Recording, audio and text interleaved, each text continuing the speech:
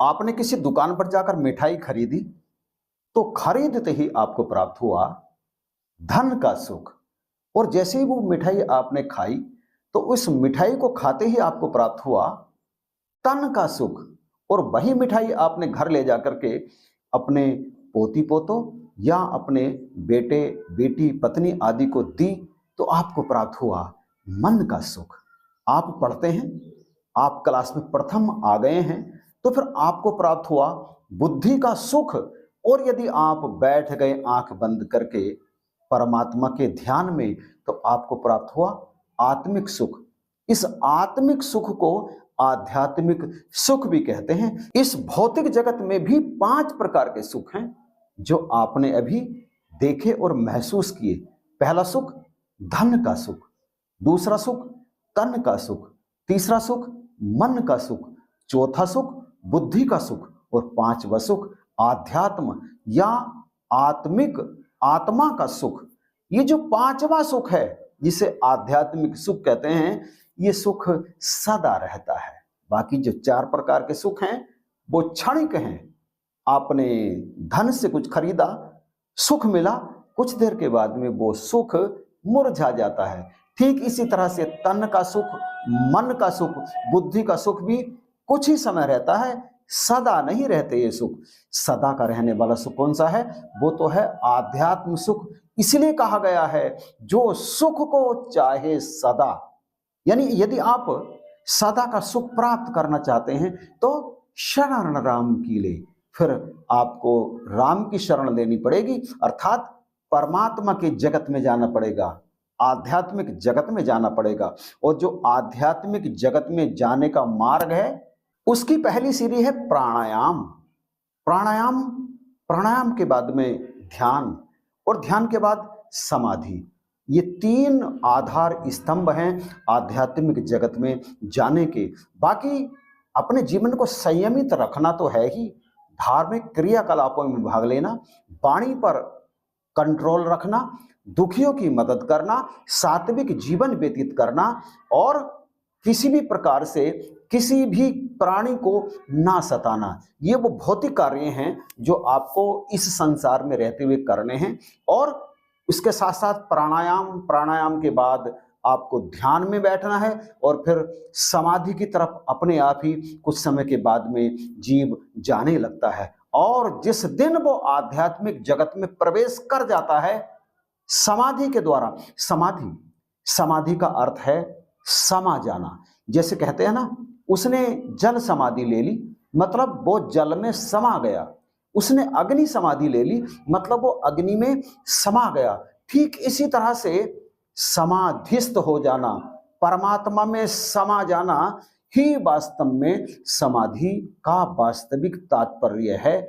जिस दिन व्यक्ति समाधि में प्रवेश कर जाता है फिर उसे कौन कौन से सुख प्राप्त होने शुरू हो जाते हैं? तब हमें प्राप्त होता है आध्यात्मिक सुख और अनंत आनंद।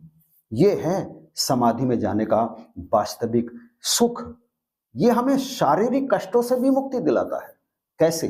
जब हम आध्यात्मिक सुख प्राप्त करते हैं तो हमारे शरीर में जो कष्ट होते हैं, किसी भी प्रकार से चोट के लगने से, किसी के द्वारा प्रताड़ित किए जाने से, ये जो कष्ट हमारे शरीर में लगते हैं, हमें वो लगते तो हैं, परंतु चूंकि आध्यात्मिकता से हमें ये पता चल जाता है कि ये कष्ट तो शरीर को लग रहे हैं और मैं शरीर हूं ही नहीं, मैं तो परब्रह्म का अंश जीव हूं, जीवात्मा हूं। तो कष्ट शरीर को लगता है, जीवात्मा को तो कष्ट लगता ही नहीं। तो शरीर को लगने वाले कष्ट यद्यपि लगते तो हैं, लेकिन वो कष्ट भी इस आनंद में व्यक्ति को ले जाते हैं कि आनंद आ रहा है, शरीर कष्ट झेल रहा है और मैं कष्ट नहीं झेल रहा, क्योंकि मैं तो कष्टों से कोसों दूर हूं।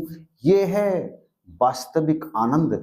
इसी आनंद को प्राप्त करने के लिए तमाम लोग समाधि प्राप्त करते हैं, तमाम लोग आध्यात्म में प्रवेश करते हैं, क्योंकि आध्यात्म में प्रवेश करने से वास्तविकता का और झूठ का पता चल जाता है। शरीर झूठ है, शरीर को लगने वाले कष्ट झूठ हैं, चोट झूठ है, सच क्या है? सच हूं मैं। जो इस शरीर में मौजूद है लेकिन इस शरीर से अलग है। ये शरीर समाप्त हो जाएगा, मैं समाप्त नहीं होऊंगा।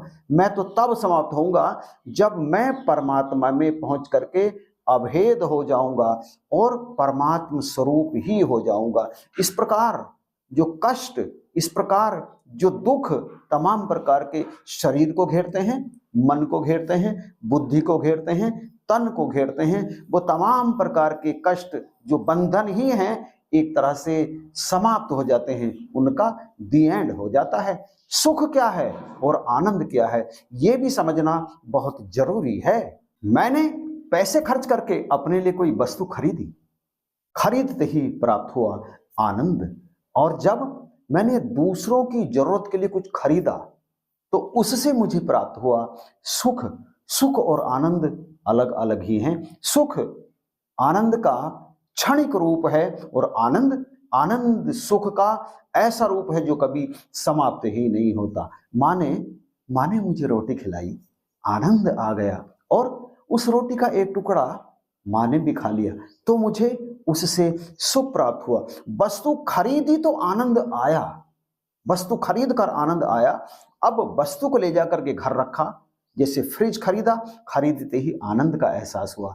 ले जाकर के घर में रखा, बिजली से लगाया, फिर उसमें कुछ वस्तुएं रखी, जैसे ठंडा जल या दूध, उसमें रखा तो ठंडा हो गया और अधिक, उसे पिया तो सुख प्राप्त हुआ। ये है सुख और आनंद का अंतर। आनंद सदा सर्वत्र रहने वाली शाश्वत वस्तु है, वो दुख में भी प्राप्त होती है और सुख में भी प्राप्त होती है। और सुख क्षणिक है, आनंद का क्षणिक रूप जो सदा नहीं रहता। जैसे ही वो समाप्त होता है वैसे ही दुख आ जाता है।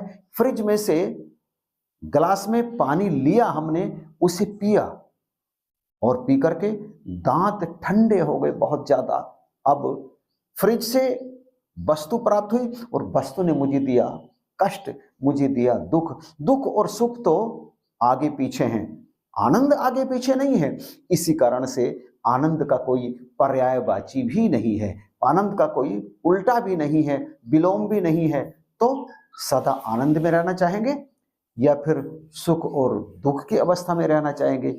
मुझे तो लगता है आपने फैसला कर लिया होगा। यदि हाँ तो कमेंट करके बताइएगा जरूर। वीडियो पसंद आया है तो आप इसे शेयर भी कर दीजिए। चैनल पर नए हैं तो इसे सब्सक्राइब करना बिल्कुल भी मत भूलिएगा, अभी सब्सक्राइब कर दीजिए। इन्हीं शब्दों के साथ वीडियो देखने के लिए आपका धन्यवाद।